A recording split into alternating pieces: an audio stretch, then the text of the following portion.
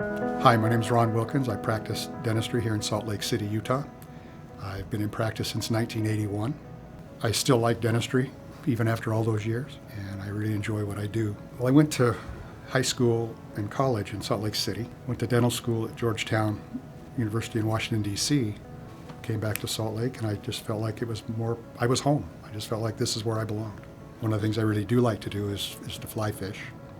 I like to do that because it's kind of a solo thing also. One of the reasons I practice the way I practice is because I wanted it to be a personal experience for my patients and keep it a one-on-one thing. The more I studied about dentistry and about restorative dentistry, I realized that I wanted to make sure I was taking care of the individual patients that had perhaps more complex things to do. We have a hygienist that has been here for over 20 years. And so she knows the patients like the back of her hand, and in turn, they love coming to see the office. They know when they walk in the door, we know their name, we know their kids' names, usually their dogs' names too.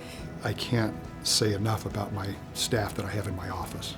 Kelly, my assistant, is the best assistant I've ever had, and she's more than just that. She's a partner in the dentistry. She helps me in every way, and we're a really good team.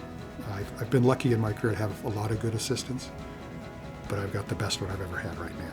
And I've been very fortunate in having tremendous coaches and mentors and teachers throughout my whole life, but especially in dentistry. The level of training that Dr. Wilkins has is unlike any other doctor I've ever worked for. His passion lays in full mouth rehabilitation, restorative dentistry, fixing people's smiles, fixing bad dentistry that was done in the past, figuring out how to make a patient confident in their smile, and fixing complex dental problems that your average general dentist doesn't have the training to do.